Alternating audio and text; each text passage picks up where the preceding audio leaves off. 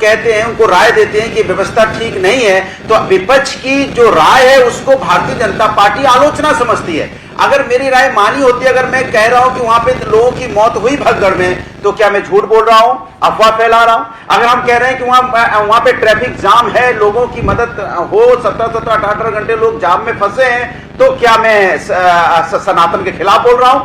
मैं आपसे पूछना चाहता हूं, या हम लोगों से अपील कर रहे हैं कि जो जहां है उनको खाने की व्यवस्था हो जाए, उनको रहने की व्यवस्था अच्छा, मेरे से पूछ रहे हैं तो फिर मैं जवाब दे दूंगा, इसलिए मैं बीच में नहीं बोल रहा हूं। क्या ये सनातन के विरोध में है? सुनिए, नहीं, एक बात बताइए, क्या ये सनातन के विरोध में? 2013 में हमने महाकुंभ करवाया था, भव्य महाकुंभ करवाया था, हार्वर्ड यूनिवर्सिटी ने हमें अवार्ड भी दिया, उस पर रिसर्च भी किया कि इससे अच्छा कुंभ आज तक नहीं हुआ, तो क्या हम सनातन के विरोध में?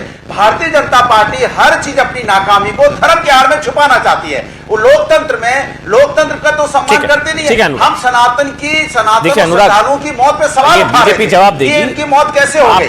आप ये बीजेपी जवाब देगी, लेकिन सुझाव देना और फेक न्यूज फैलाने में फर्क होता है। जया बच्चन फेक न्यूज फैला रही थी कि गंगा में लाशों को बहा दिया गया, वो फेक न्यूज है, वो आप जानते हैं। रामगोपाल यादव कह रहे थे कि 1 मिनट, वहां पर शवों को दफना दिया गया, ये फेक न्यूज। एक और सांसद वो कह रहे थे कि ट्रक भरकर मोबाइल मिले, ट्रक भरकर। ओ प्रभु, इतना झूठ तो मत बोलिए। अभी लोग कह रहे थे ना, दिल्ली में यमुना आतिशी को एलजी ने कहा कि यमुना का पाप लगा। आपको बीजेपी कह रही है मिल्कीपुर में कुंभ को बदनाम करने का पाप लगा है, इसलिए डरिए प्रभु, ये सब मत करिए। तो ये लाशें गंगा में बहा दी, ये तो झूठ है ना। ये बताइए, लाशें गंगा में बहा दी। अरे जवाब सुन लीजिए, कुंभ में सुन लीजिए, तो इनके मंत्री, सुन तो लीजिए, आप मुझे बोलने दीजिए। इनके मंत्री निषाद कह रहे हैं कि ये छोटी मोटी घटना हो गई, तो क्या ये छोटी मोटा घटना थी? जया बच्चन का जवाब निषाद से देंगे। जया बच्चन को छोटी मोटी घटना बोलते हैं। हेमा मालिनी जी कह रही है कि नहीं, ये छोटी घटना थी, बना के बता रहे हैं। मतलब 30 लोगों की अगर मौत हो जाए, यादव ने जो कहा, मैं वही बोल रहा हूँ, किसी की मां चले गई, किसी के पिताजी चले गए, वही बोल रहा हूँ कि किसी की बहन चले गई, आप कह रहे छोटी मोटी घटना। अब आपके पास जवाब है, माफी मांगी। अच्छा, कहां गंगा में आधी लाशें बताइए, कहां आधी कुंभ में लाशें बताइए? मैं आपसे पूछ रहा हूं, नहीं जवाब दीजिए। मैं आपसे पूछ रहा हूं, कहां आधी लाशें बताइए, घटना नहीं, कहां आधी लाशें बताइए? जब आप उसको छोटी मोटी घटना बोलोगे तो आपको बताना पड़ेगा कि छोटी मोटी घटना है क्या, ये छोटी मोटी घटना है क्या? सनातनी सरकार है, छोटी मोटी घटना। अखिलेश यादव ने कहा चांद पर पहुंचने का क्या फायदा जब जमीन की समस्याएं ना दिखती हो। चांद पर पहुंचने का क्या फायदा? अजय आलोक, कोई बीच में नहीं बोलेगा, सब एक अपनी अपनी बारी में बोलेंगे। अजय भाई। अमन जी, ये सब समझने के पहले आप भारतीय राजनीति की जेनेसिस को समझिए। पूरे वैश्विक तौर पे 2 राजनीति चलती थी, या इस्लामिक राजनीति चलती थी या नहीं तो क्रिश्चियनिटी की राजनीति चलती थी। भारत की राजनीति में कभी भी हिंदू की राजनीति चली ही नहीं।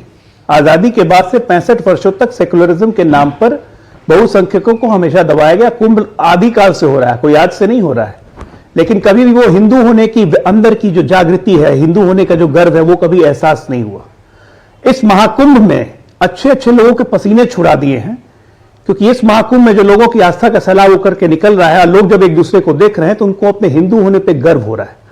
ये हिंदू होने का गर्व उन सेकुलरवादी राजनीतिक दलों को बहुत परेशान कर रहा है, क्योंकि उन्हें लगता है कि अभी ये धार्मिक राजनीति, हिंदू राजनीति जब चलने लगेगी तो हम लोग कहां जाएंगे। तो उस राजनीतिक मकसद को साधने के लिए अब ये सीधे कुंभ पे निशाना साधने लगे, ये सनातन पे निशाना साधने लगे। बेसिक वैश्विक थ्योरी है ये सिर्फ हिंदुस्तान में इन विपक्षी दलों का हाल नहीं है, पूरे विश्व में इस कॉन्ग्लोमरेट को देख के चिंता की लहर घूम गई है, चाहे वो कैथोलिक हो, चाहे वो इस्लामिक हो, हर एक में।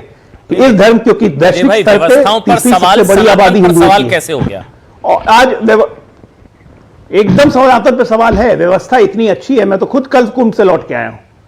आप एक साथ इलाहाबाद 35-40 लाख की आबादी का शहर है, वो आज की तारीख में एक दिन में 2-2 करोड़ लोगों को हैंडल कर रहा है।